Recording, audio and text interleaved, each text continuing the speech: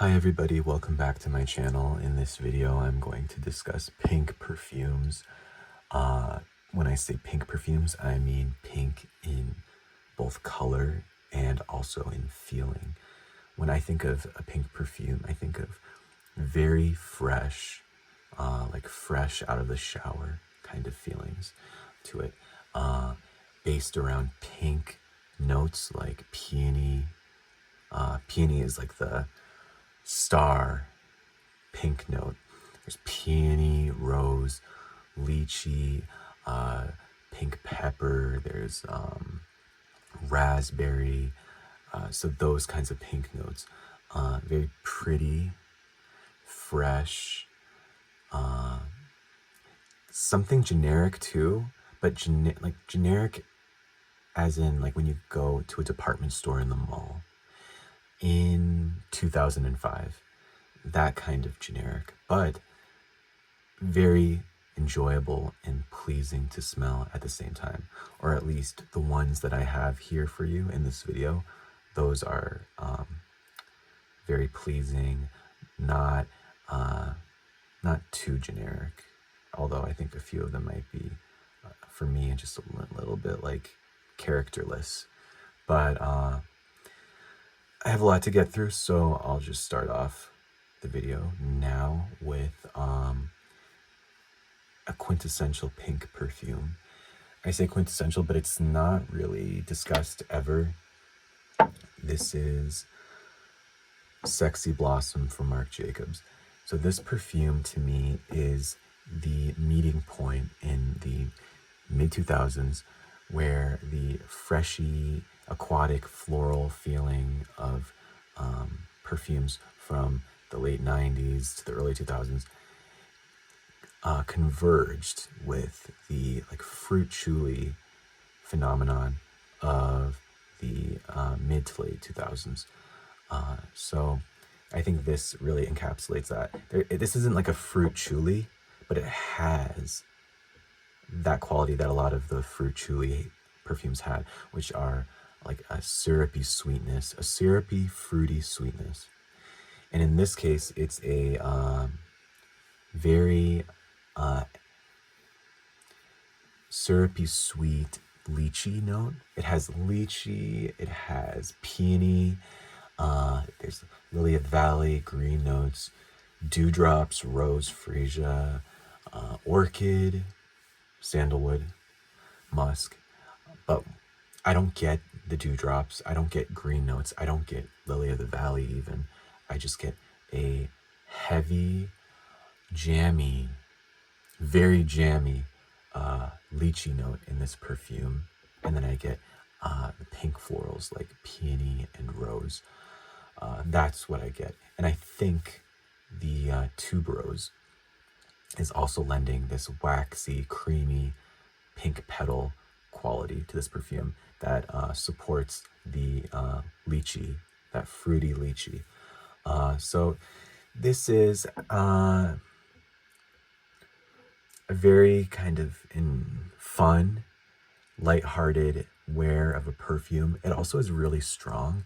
The sillage, projection, and longevity are good. I've gotten a few compliments wearing this perfume actually. So people do like it. I'm surprised though that there isn't any praline note in it or something gourmand like praline, because it smells like it should have that in here. But I guess it's just that lychee note. And it, like I said, it's very sweet, so I don't know if I could recommend this for the office, but you can try, but go very light if you do decide to wear it in the office. Yeah, that is Sexy Blossom from Michael Kors. And even the bottle design, this tall kind of shape, I feel like that's very like mid-2000s. Okay. But it did come out in 2016. I think I told you that, or maybe I forgot. So that's Sexy Blossom. The next one that I'll talk about is from Issey Miyake. This is called Oh and Magnolia, and I believe this is a recent release. I'm going to be referencing Fragrantica a lot. This came out only 2 years ago. Okay, so with Owen Magnolia, it has Magnolia, which is a floral that I really gravitate towards because it's citrusy, delicate, a little bit watery sometimes.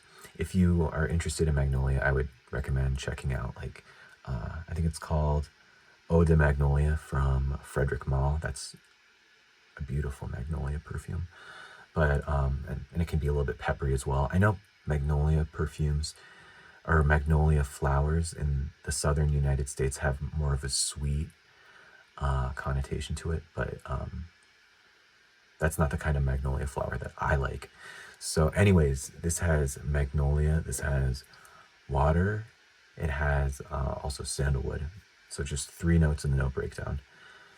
How I experience this perfume is it's very shower fresh. It has sweetness to it as well. It's like a fruity kind of sweetness, but there's no fruits listed in the note breakdown. But to me, it smells kind of fruity. And there is something very lotiony about it as well. Lotiony and almost like coconut. I could see there being coconut in this perfume in a very minor diluted role. I personally don't like coconut in perfumes, but I could see it being in here, just a dash of it, and just enough to the point where I can appreciate what it gives, but at the same time, it's not telling me straight up that there's coconut in here.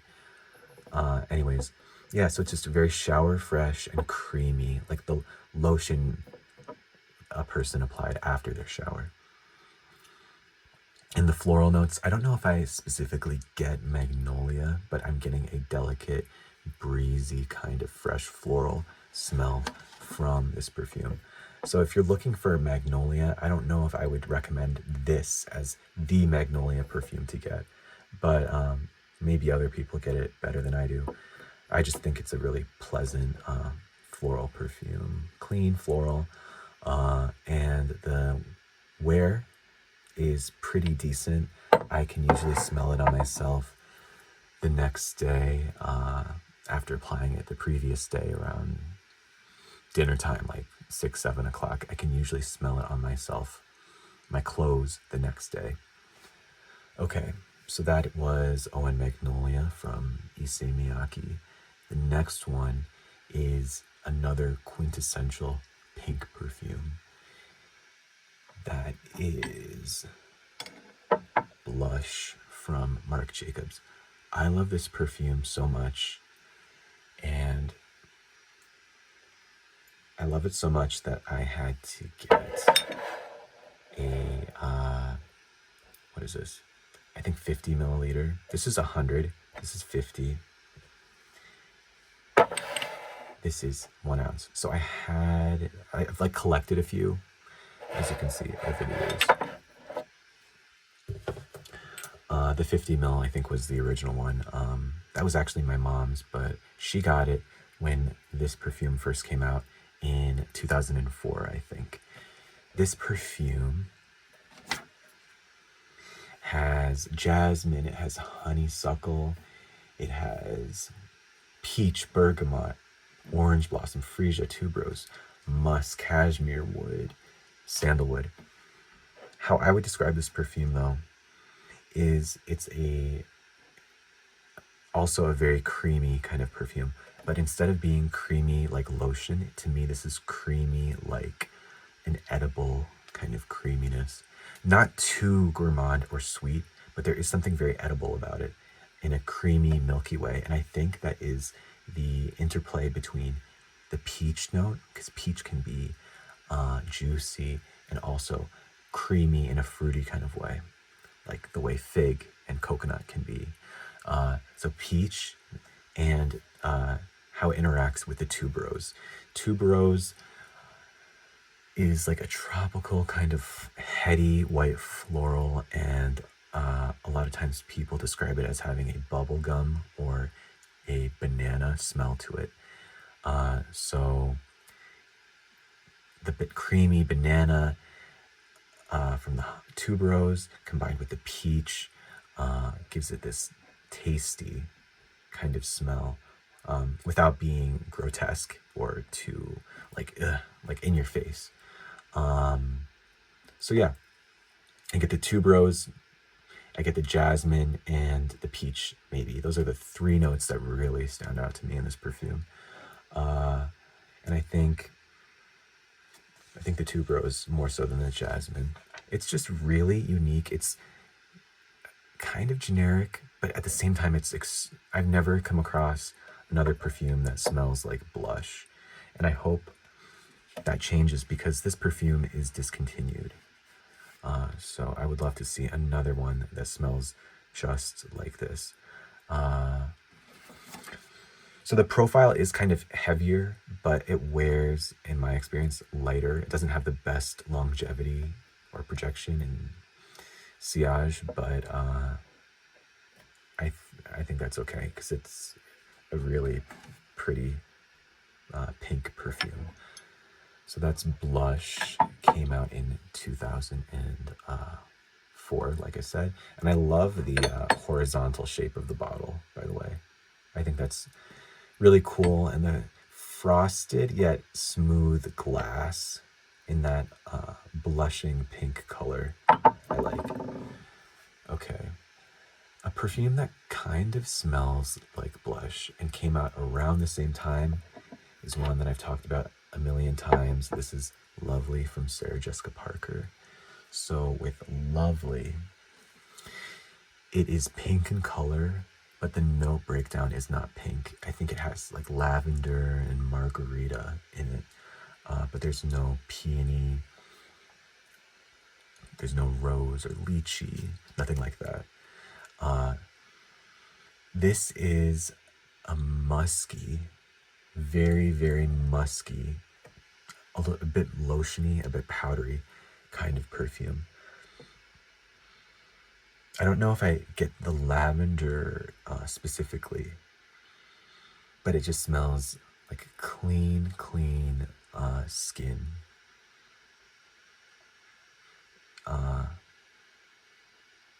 It's kind of hard to describe, and that's the case with a few Sarah Jessica Parker perfumes. So I think she has a pretty good aesthetic with her brand. Like, she is good at combining weird notes and getting something amazing. It's also, I guess, maybe one of the more unisex perfumes in this pink collection, if you want to go by stereotypical standards, because it is just like musky, a little bit peppery, creamy, clean, with no dominating floral note in it. So for that reason, maybe it's more unisex. But that's Lovely from Sarah Jessica Parker. One of the best perfumes out there and extremely cheap. This is if you can only have a couple perfumes and you have a small budget, Lovely is the way to go. It also performs pretty well too. It used to give me a migraine, but it doesn't give me a headache anymore. It's kind of weird. So that was Lovely from Sarah Jessica Parker. The next one is something I got this year. This is called Symbol for a Lady by Marina de Bourbon, I think. It's a French brand. This one is a total dupe of Chanel Chance Otandra, which is a major pink perfume, major pink department store pink perfume. So this one, it has quince, which is in Chance Otandra, has quince, it has grapefruit, hyacinth, iris, musk, cedar, jasmine, and amber. And I'm getting, I don't know if I can pinpoint any specific florals in this perfume, because I don't get iris, I don't get necessarily hyacinth, but I think it's giving me the watery quality of hyacinth. So this is watery clean. This is like shower gel, shampoo clean. It smells like a person sitting nearby you in a classroom in the morning, and their hair maybe is still wet. They still have the lingering aroma of whatever shampoo or body wash they used in the shower that day. And it's just addictive. This is so addictive, that Chansotandra profile. I think quince is very underutilized in perfumes, and it's kind of like an appley citrus kind of smell. Yeah, watery, clean, shower, fresh. Maybe, I guess the florals and the fruit are balanced out between each other. So very nice and budget friendly too. I think I picked this up for $50 to $60, this 100 milliliter bottle. So that is symbol for a lady. The next one is a perfume I've talked about before. Another major pink perfume. It's Miss Dior Blooming Bouquet. And I discovered this perfume a few months back. So this perfume has... Sorry, my voice is getting a little bit... not raspy, but kind of like... It has a prominent note of peony, rose, musk, and then followed after those three are orange, apricot, and peach. What I get from this perfume is I get that delicate peony floral note and rose. Rose and peony are kind of hard to differentiate a lot of times, but peony is, and I've heard other people say this, it's like a watered down, more mild rose. It doesn't have any of the spicy kind of qualities that rose has. And it's a very generic peony smell, but it dries down to this sophisticated musk and peony aroma. And I would even say, despite the marketing and the packaging and everything, it could be very unisex because it has a creamy, almost powdery and peppery texture, combined with the pink petal, fresh, floral peony.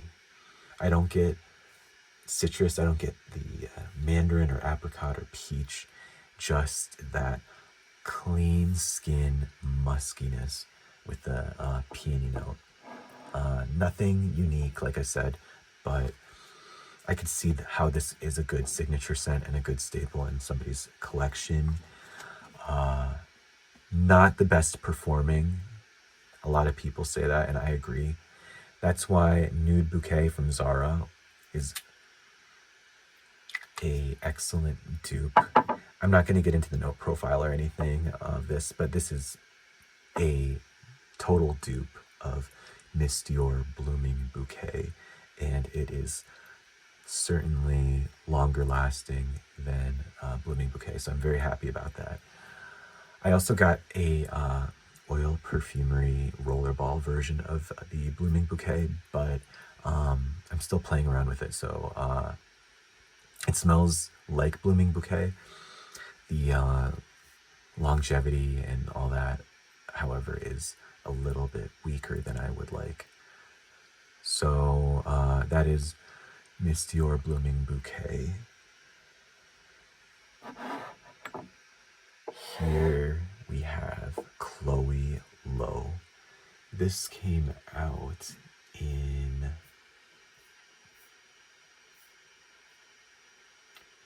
2019. This is from 2019, and Chloe has another perfume called Chloe Lowe. And that one is, from my understanding, a greener kind of scent. The juice and the bow is green on that bottle. I don't know why they didn't just name this something else, because it's kind of confusing. But this one is Chloe Lowe from 2019. And this perfume, I became interested in this because I am a fan of Issey from, what's that brand? Sicily. And Chloe Lowe came up as a alternative to Issey.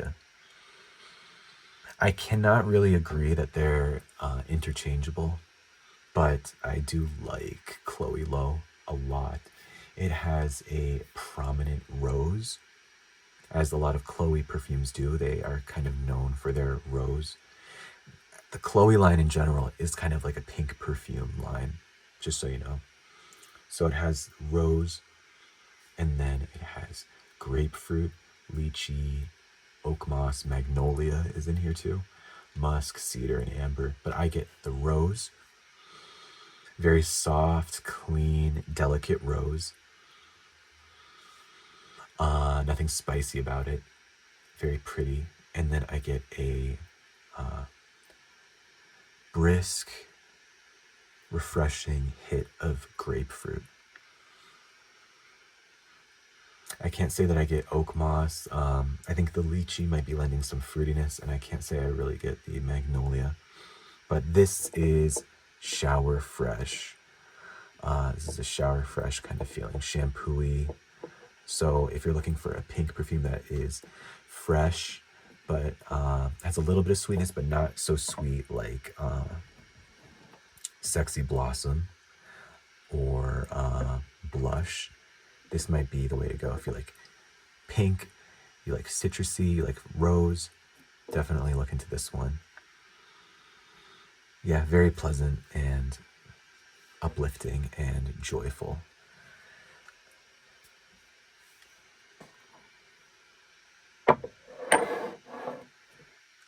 Aqua Colonia, Peony, and Sandalwood.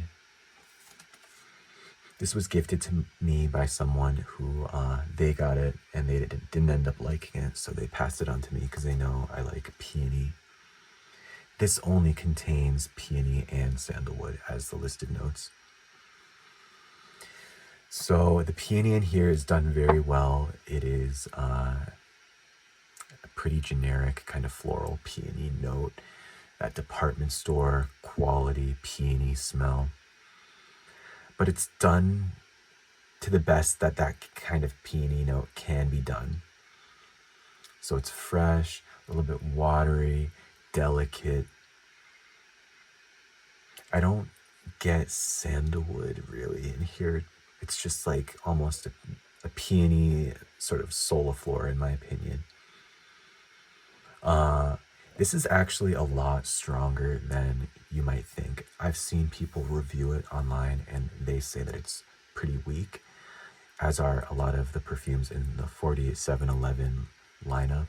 But when I've worn this perfume, it has lasted me hours and hours and hours, even through, like I'll go to the gym and then 3, 4, 5 hours later, I'm still picking up wafts of this on my skin and on my clothing. So it just goes to show sometimes you need to try a perfume out for yourself instead of just reading reviews, because a perfume that is said to be weak and advertised as just an eau de cologne, it might be very strong if you do try it in person. But yeah, this is for the peony lover, if you just like a straight up peony kind of smell, that refreshing pink, uplifting, nothing challenging kind of smell, this is the way to go. And it's very inexpensive too. So that is Peony and Sandalwood. Now, where do I go? Okay. So this one here is called Fleur d'Interdit by Givenchy. This one is basically like a 90s aquatic floral. It has melon and a whole bunch of floral notes. I don't know if I'm getting any floral in particular, but it just is a very clean. I think I've said clean a million times, so I'm sorry. But fresh out of the shower, there's still steam in the bathroom. It still is like a steamy, like a foggy kind of mirror. That's how fresh out of the shower you are. smell about it. And then there's melon, so you do get that 90s aquatic melon. Yeah, very just fresh aquatic floral in a 90s style. That is. And this is the Eau de Parfum, by the way. That was Givenchy Fleur d'Interdit, also discontinued.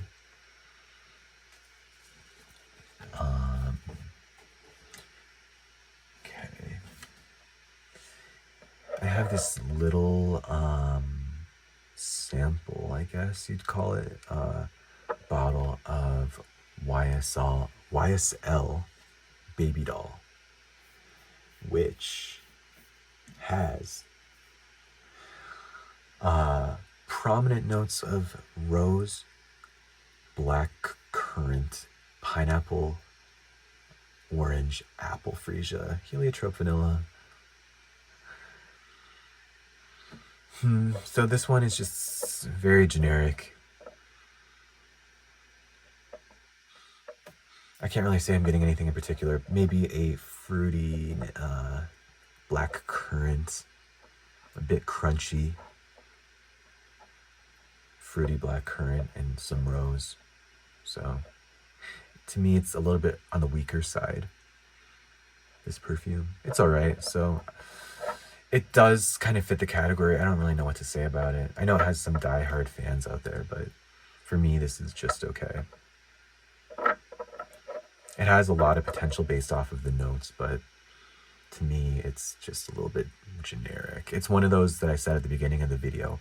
Some of these are just a little bit like too generic. But that's just my opinion. So that was YSL Babydoll. And then a perfume that I've talked about before in my rose video. This is Little Flower by Régime de Fleur in collaboration with Chloe Sevigny, who is a actress. She's known for her fashion and her chicness and being a it girl. I don't know too much about her. I've seen her in a few things. She seems pretty interesting. But anyways, they chose her kind of as the muse for this perfume. I really like this bottle. I like this pearl topper. Has a nice heft to it. I like this. I'm a sucker for a good rectangular bottle. So that is Little Flower. And Little Flower has, I think, primary notes of rose. It has tea. It has pomelo, black currant, and peony. This is maybe, amongst all of these, the most crisp in feeling. Maybe in competition with Symbol for a Lady and the Miss Dior Blooming Bouquet, but this is more crisp in like a frosted almost. Frosted, a little bit watery. There is something kind of watery about this perfume, and maybe it's it's black tea is in this perfume. Maybe it's the black tea. It's something a little bit liquidy, watery, but it's extremely delicate, light, airy. That's the profile. The wear of it is actually pretty strong, and I do get a full day of wear out of this perfume where I can smell it on myself. And I'm a fairly like moderate sprayer on my clothes and on my skin. A lot of times I don't even spray my skin, I just do my clothes. And I do get rose. And it's a rose that is like the rose in Diptyque Eau Rose or A La Rose from MFK. This one is better though because of that. The tea, that kind of watery, tart black tea, and then the tangy but refreshing pomelo. They add complexity to the rose. So yeah, this is a I'd say maybe like shower fresh as well. Shower fresh, like a little bit shampooy, but more complex. And it smells to me of a higher quality than that like generic mall pink perfume standard that I've been talking about. And by the way, the peony, I don't know if I can say I get a strong peony. I think it's more about the rose, but rose and peony are kind of interchangeable, so it doesn't really matter a whole lot. So that was Little Flower from Regime de Fleur, an excellent pink perfume. Is there anything else left? Oh yeah. So I hate to end on a bad note. It's not really bad, but this is another generic pink kind of perfume. It's Joyful from Escada. This, when did this come out? This came out in 2014, which doesn't feel so long ago, but it actually was like 10 years ago. It does smell a bit like 90s. It has a similar kind of quality to Fleur d'Interdit, and I think there's melon in here. Yeah, there is melon. There's peony. There's Magnolia. There's melon, nectarine, violet leaf, black currant, orange. But to me, this is actually, I got this because I'd heard it was a dupe for Spring Flower by Creed. I think it's pretty similar, maybe a little bit less. That perfume isn't a complex perfume, but this is a little bit more complex, not as complex, and a little bit lower quality, I would say. But actually, I introduced this as a shitty perfume, but it's actually kind of nice. There's something a bit like peppery about it. Peppery, bright, fresh florals. And I do think I am getting the peony out of this scent.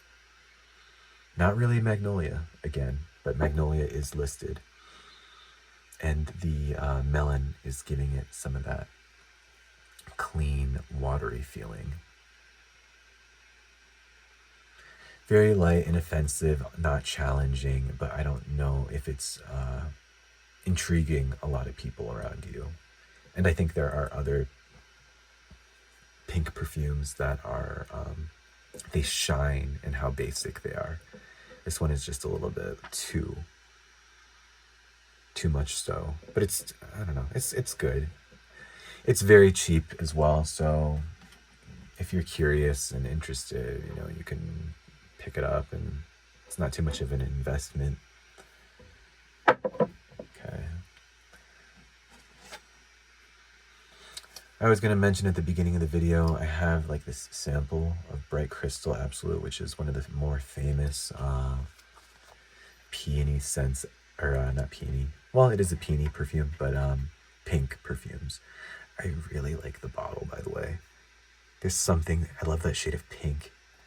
And I love the gigantic gemstone on top, which I think is plastic, but I just like that. I like the way it looks. It's kind of tacky, but whatever. Very nice. It's floral, a bit fruity. Not as fruity as you might think. It has raspberry. It has pomegranate. But to me, this is pretty light. I've been debating on picking up a bottle of this, so if you think it's worthwhile, let me know. Yeah, fresh floral, very light, a bit fruity. I don't pick up a super prominent raspberry. And I think the yuzu, there's yuzu in here, and I think that's a good thing because it does give it lift, give it more of a sporty kind of aroma to it. Okay, So those are the perfumes in my pink collection. I have like samples and stuff, and maybe I'll do a part 2 with the smaller sizes of pink perfumes, like the samples and little tiny decants that I have. But these are like the bottles that I have. So I guess if I had to say which one is the most sweet, this one, Sexy Blossom and Blush, those are the most sweet in the pink collection. The most musky would be Lovely from Sarah Jessica Parker and Miss Dior Blooming Bouquet. And because it's a dupe of Miss Dior, Nude Bouquet. So those would be the most musky. The most literal floral pink perfumes probably would be, let's say, Peony and Sandalwood from 4711. Definitely Little Flower. And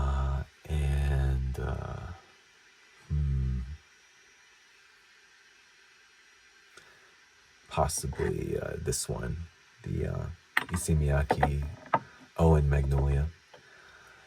And then the most watery, fresh out of the shower, I feel would be Symbol for a Lady. Symbol for a Lady.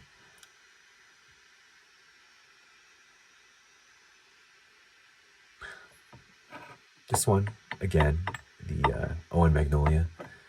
What else? This one, the Chloe Low. Little Flower again, very shower fresh, but like I said, elevated a bit. And then, how else can I categorize these?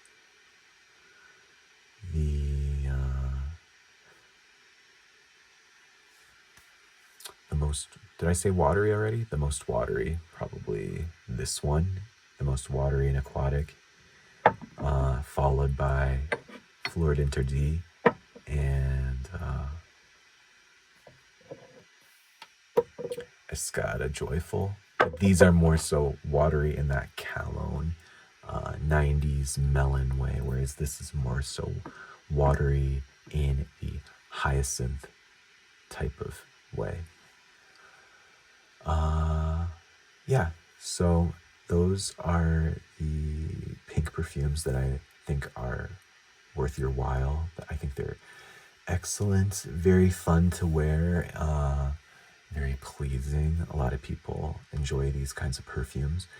If you're a man, I think you should definitely give them a shot, because you're missing out if you're not allowing yourself to wear a pink, playful and pretty kind of perfume. They're just, don't limit yourself, because these are very good.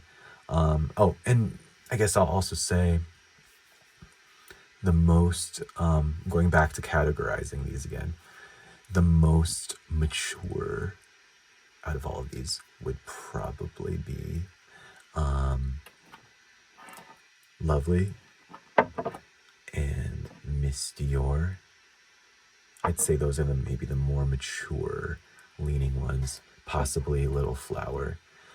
And the most juvenile are Michael Kors, the Sexy Blossom, and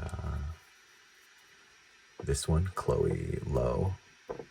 Only because they sort of have this like sweetness to them, a sweet fruitiness that really pops in your face. Yeah, okay. So that's the collection. I hope this was helpful for you. Now that we're entering, springtime and summer, I'm sure you're going to have these kinds of perfumes on your mind, and maybe a few of these, or it gave you a little idea of what you might be looking for.